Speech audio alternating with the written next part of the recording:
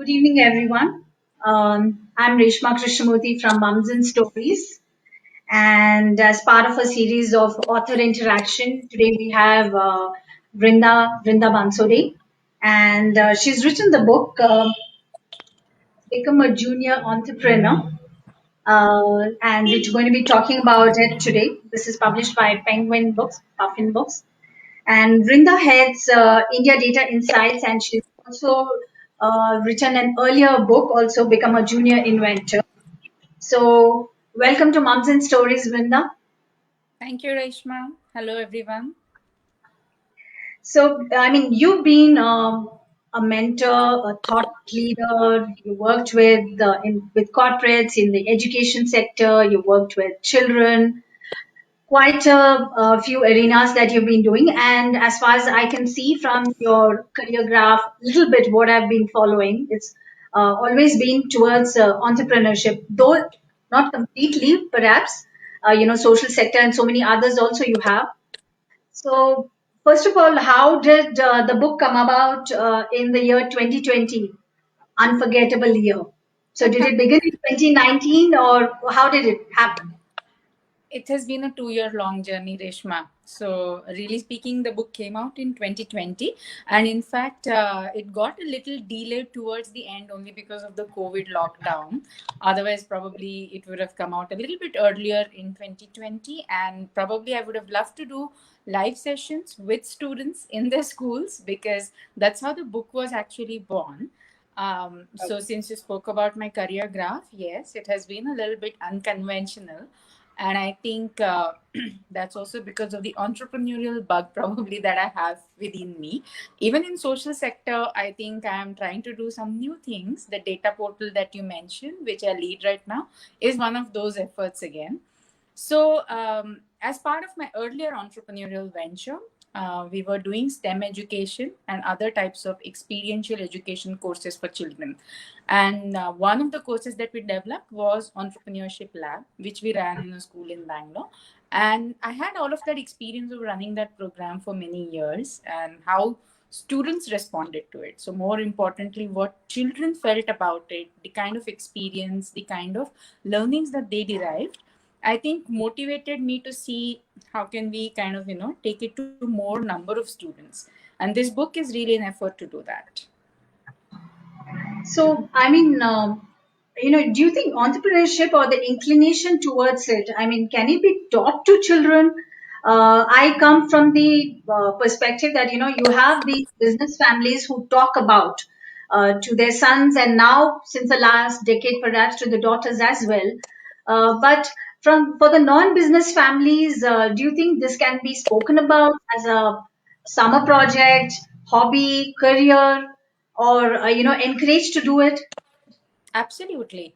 I think it's good for children to experiment. I mean, that age is meant for that, right? Nobody is born knowing that they want to become a footballer or a doctor or a musician or a businessman. So I Yes. think it's important to figure out on the way what you enjoy doing. Also, there are some innate characteristics, some that you're born with, some that develop because of the environment that you grow up in. But keeping all of that in mind, I think it's important to give space to children to really figure out what they would like to do. And school age, and that's why I think I'm a big believer in experiential education. And in fact, that's what my venture was focused on. Let children do things and experience them and let them learn through doing. And even if tomorrow, especially in case of entrepreneurship, not everybody may go on to become an entrepreneur in future, because even if you just look at the larger society, you will see that the percentage of entrepreneurs is always very small in any society across the world, across ages, right?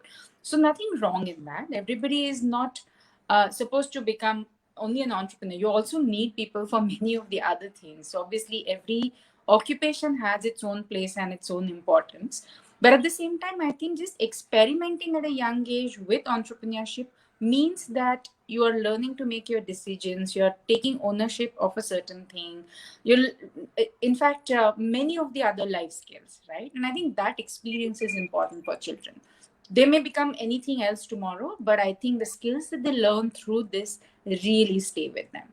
And that's why I don't know whether entrepreneurship can be taught or not, but definitely the skills that you learn by experimenting with entrepreneurship, I think they are really valuable. You talk about product, finances, promotion, growth.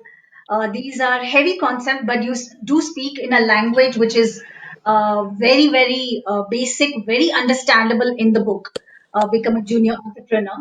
So, how did that happen? In the sense, was it from your experience working with children, or interacting with them over a couple of years, running the entrepreneurship lab? How did that happen? Because you really had to come down to the basic so that kids understand.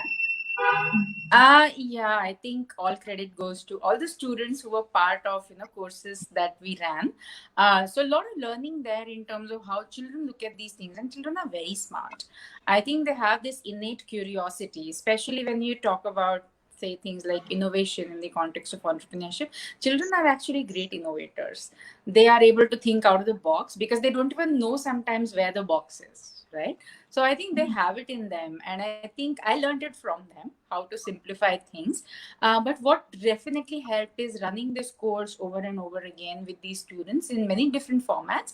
And the other thing that I've tried to bring in is again from my experience of working with real startups and entrepreneurs at IIM Bangalore, because I was also part of the incubation center there. I think that was a really nice learning ground for me to interact with many other startups and entrepreneurs, also take some of those learnings back to children. And fortunately for me, for a while I was actually doing both. So I think that was a wonderful opportunity to see how I'm able to take things from this side to the other and bring back something for children.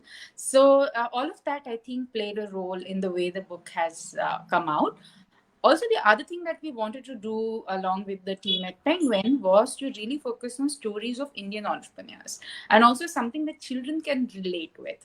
So we have consciously stayed away Relate. from, although great startup stories, but something which is, let's say, a B2B offering that children wouldn't understand. Then we decided not to really cover that, but instead stick to things that children already engage with. So the examples of brands like Wildcraft, because they know the bags, they know the shoes, or Book My Show because they know how movie tickets are being booked. So those are the examples that, and those are the stories that we have also covered in the book.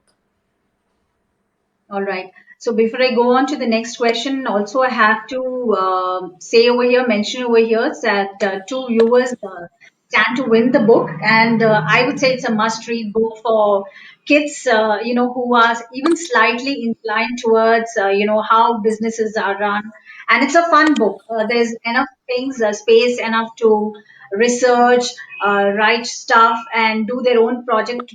The summer holidays coming up anyway, this year being literally a summer holiday itself, but still, you can try out different things. So, two winners, two viewers stand to win two books. And going to the next question, when it is entrepreneurship, always the concept of money management comes, or even otherwise. How do you talk about money management to children? This is not really taught in schools. This is not taught really in life. We struggle hard in our adult age group. How do you do that? How do you teach children? Yeah, I think it's a little unfortunate that in our entire 10 years of school curriculum, at least the basic minimum, first grade to 10th grade, that every student goes through, they really, there is no subject that teaches you about money. I mean, we get to learn about the basics of maths, basics of science and language and everything else, but not money. Whereas tomorrow, let's say in future, a child may become a physicist and therefore is never using some of the other subjects, but money is something that everybody has to deal with. I wish it was different. But therefore, in this entrepreneurship lab, the way we ran it in the school was, so these were group projects for children, and they were allowed to borrow a limited sum of money from their parents. So each student could borrow not more than 1000 rupees. And although parents probably would have given them more amount of money, we put a restriction saying you have to learn to work with limited resources. And Okay. because they had to keep, detailed accounts of all of their expenses and the sales and their income, and then they had to calculate their profit or loss, they become very conscious of each rupee going out. So we had, very nice interesting stories of so one I particularly remember of a group that was doing a business with nacho chips and different kind of dips. And the students came to me and said, ma'am, usually when we buy nacho chips for ourselves, we never even notice how much the packet costs. But because we wanted to make good amount of profit, we went to chickpay and we searched for the cheapest vendor, but we also wanted the quality to be good. So just imagine how much learning they had. So they learned to look for different vendors, negotiate with them, buy something in wholesale because then it was cheaper, but maintain the quality. And they walked. They said, ma'am, we walked like for kilometers, to look for these vendors, go to different people and talk.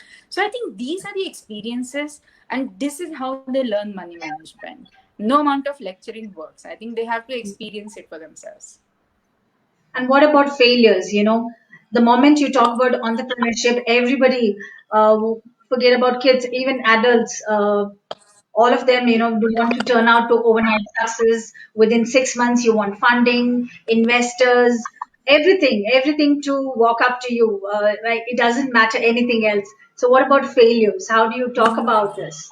No business ever worked without having any setbacks, right? And I think that's a very integral part of doing anything new. By definition, you are setting on a new path, and you don't know what's coming up. So obviously there are bound to be surprises, and sometimes those surprises may be pleasant, sometimes they may not be so pleasant.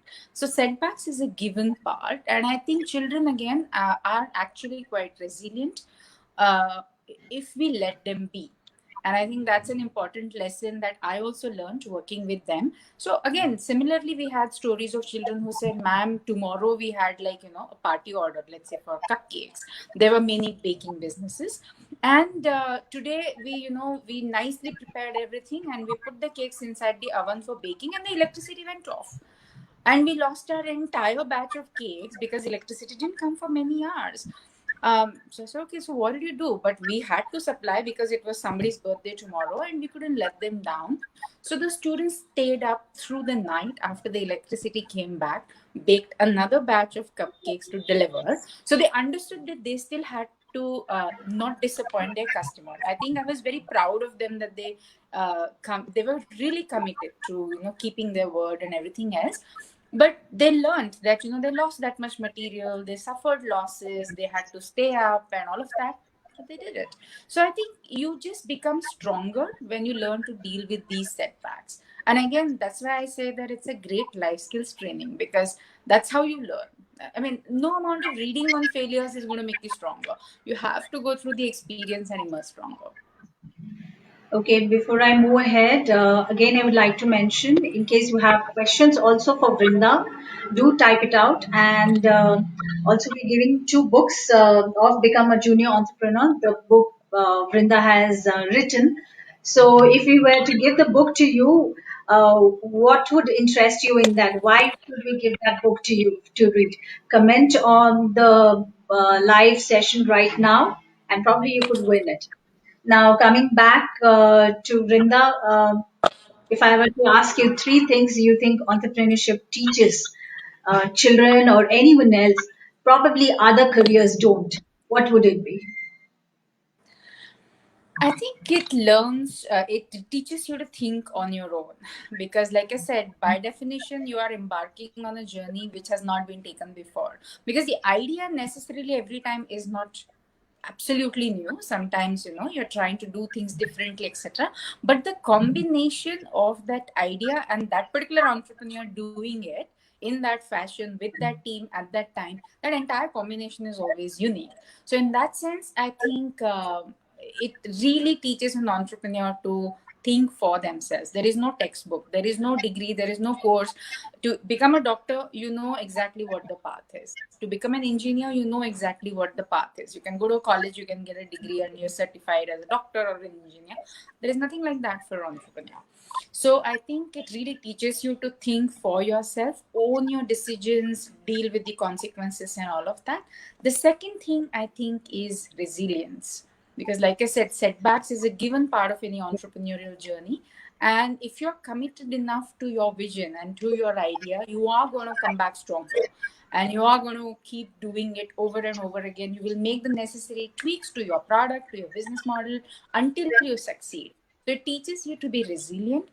And the third thing I think, which is very unique about this particular career, is just the personal growth that you achieve.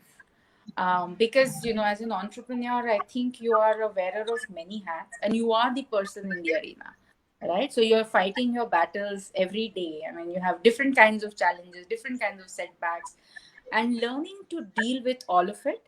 And also learning to think about your customers, about your team, all at the same time, definitely helps you grow as a person in a very different dimension. I cannot think of too many other occupations that really let you experience so much.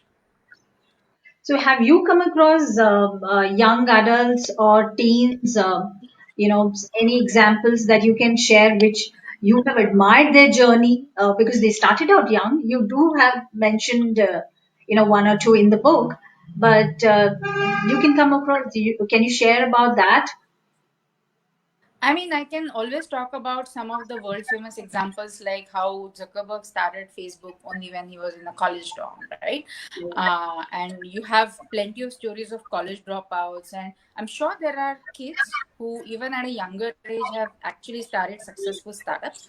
But right now, on this platform, I actually don't want to talk about them, because there is no point in comparing and saying that as a young child also maybe my child should experience that kind of success, or even for children to want that. I don't know whether that's a good thing or not. I would rather have them experiment, like I said, and take their own learnings from that experience. And entrepreneurship is never a straight journey. It's not like the first idea that you try out succeeds and you become like this, great, successful, multi-millionaire kind of an entrepreneur. It happens, but very rarely. I think it is a journey where you try out something, you learn from it, then you try out another thing. It's like playing cricket, right? Not everybody is going to become, let's say, world famous cricketer, but at the same time there is a joy in playing. That's why you play. And secondly, it's not like on day one you pick up a bat and suddenly you score a century. It is going to take time. You need practice. You need to go through multiple experiences of playing matches, of practicing, to be able to emerge even as a good cricketer. I think it's the same thing with entrepreneurship. So just enjoy the experience and don't worry about who became Mark Zuckerberg or who became Sachin Tendulkar.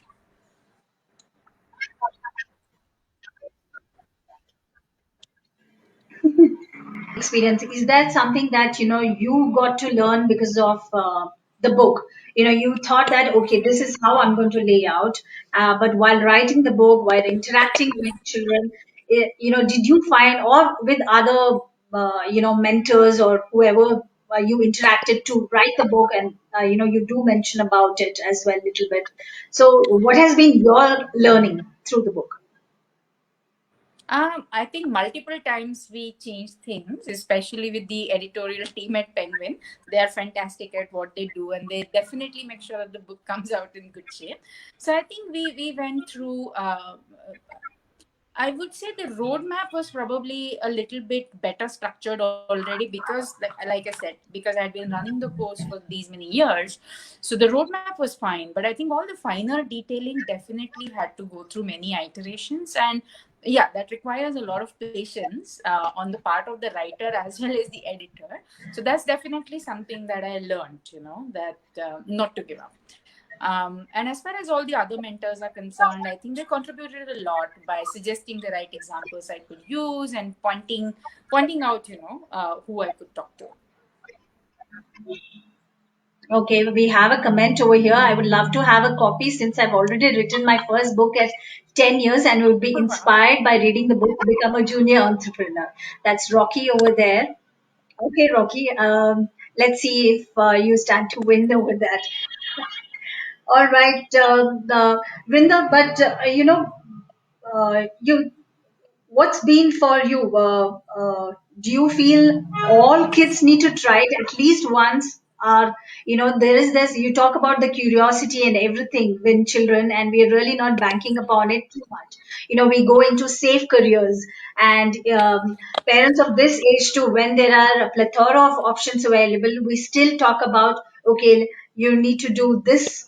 We try and push for certain careers, but very few, as far as I know, really push for entrepreneurship. So because it's considered risky.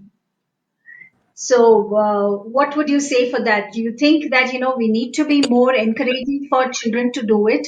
And is there, also because, probably parents feel because, money matters are involved, and how will children be able to succeed and all that? What's your take on that? I think parents are right. In the sense that it is risky because it's a new thing, and obviously parents have their child's best interest at heart, and therefore they want safer careers only because we already know the path. But one couple of things I would urge parents to consider today, and one of that is the age is changing. And as we saw in the last 1 year with COVID pandemic, suddenly so many things have changed, right? The nature of education, the nature of workplace itself, the way we shop, the malls, the shops, everything is changing. And we've been talking about it in the education sector for many years now, talking about the importance of something like 21st century skills. That's a buzzword. But really speaking, what it means is we don't know what tomorrow's careers are going to be for our children. For a child who is 10-year-old today, by the time he or she actually gets into workforce is another decade or more, and the rate at which things are changing, we don't even know what jobs they are going to get into. So is entrepreneurship risky? Yes, but at the same time so are other conventional careers. They're changing so rapidly that you don't know what's coming up. So take it in the same spirit. Also, as far as risk is concerned, at least in entrepreneurship you can take a calculated risk. You actually learn to manage risk. So whenever people say this, one of the examples that I use is gambling is risky. Entrepreneurship is not that, right? So what you're doing in entrepreneurship is also doing a lot of research. You're also thinking, you're coming up with a new product idea, a new business idea, which is well considered. So it's not a blind risk that you're taking or your child is going to take, and there are always ways of managing that risk. So one of the examples, for example, particularly in case of children, the example that I gave earlier, which was, we said you can borrow only a limited amount of money from your parents, and if you run out of money you can't borrow again, right? So you have to go figure out how you can make revenue for yourself if you need more money. And these are all the ways that parents can use to limit that risk exposure and yet letting their children experiment and learn. Also, on the point of pushing children towards entrepreneurship, I wouldn't say so, because this is definitely not something that you can push your children towards. Uh, you have to let them do it. That's about it. But because entrepreneurs by definition typically are people who take a great amount of pride in thinking for themselves, and that's a hallmark of a true entrepreneur. I don't know if somebody else can plant an idea or get somebody to execute on it, because like we used Okay. to tell entrepreneurs, then you become employees, because that's what a company does with its employees. They say, okay, this is your task sheet, this is what you're responsible for, this is what you're going to do. That's not what an entrepreneur does. Okay. So you've been interacting with a few schools. That's what you mentioned. Yeah. So how have children below probably 12 years of age reacted to the book versus those in their 15, 16? Is how's it been for the book? Were the questions different? Were the doubts different? Very different. I think the older children had much more run of the mill questions, and the younger kids had like out of the box questions. That's because I think the younger children haven't really been um, taught as much yet. So I think they kind of think differently, and are not afraid to ask questions. Older kids, unfortunately, I saw that they actually don't ask as many questions because probably they have really been taught by then to worry about what kind of questions they should ask, should not ask, etc. So younger children are much more fearless, I found. And the kind of questions that they come up with, I think their understanding of business, contrary to what we adults think, is actually quite a lot. They understand quite a lot, because if you really see, if they're reading newspapers, if they're watching news, or wherever they are getting some exposure to current affairs around them, they all know about business, they all know about startups and entrepreneurs, because these are the stories that they're reading in the newspaper. They're hearing about it, so they're very curious. And like I said, unfortunately, there's no subject in the school right now that tells them about it. So they're very curious, Yes. and they ask very interesting questions as well. What was the fun part of writing the book? Which chapter, Ah, rather? I think when I was writing the book, couple of examples that we've used quite frequently in the book, again keeping the age group in mind. One was lemonade, the other one was cupcakes, and of course there are a couple of service business ideas also that we have spoken about and used quite repeatedly. But when I was actually writing these, I mean, I myself could, my head was bubbling with ideas. So if I really had to set up a lemonade business, how would I do it? I mean, because if you really look at it, and I think I've spoken about it in the book as well, your Chai Point and Chayos, which you know as big startups today with chain, stores all over India, what's the difference between them and any other roadside tea stall? Right? It's the same tea that they are selling.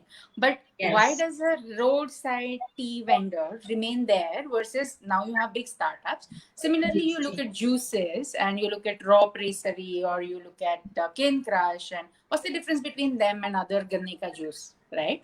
So I think it really made me think, and I quite enjoyed that experience. And I was, kind of that entrepreneurial bug in the head once it gets in, and you're always thinking about, oh, you could actually make a lemonade business big like this. Cupcakes, I'm sure every city has multiple cupcake businesses right now. So I think those were interesting thought experiments for me as well. Okay. So before I come towards the end, again, I would like to mention if there are questions for Vrinda, please do comment, and you stand to win a copy as well of the book Become a Junior Entrepreneur by Vrunda Bansode. I hope I can do this right. Yeah, this is better.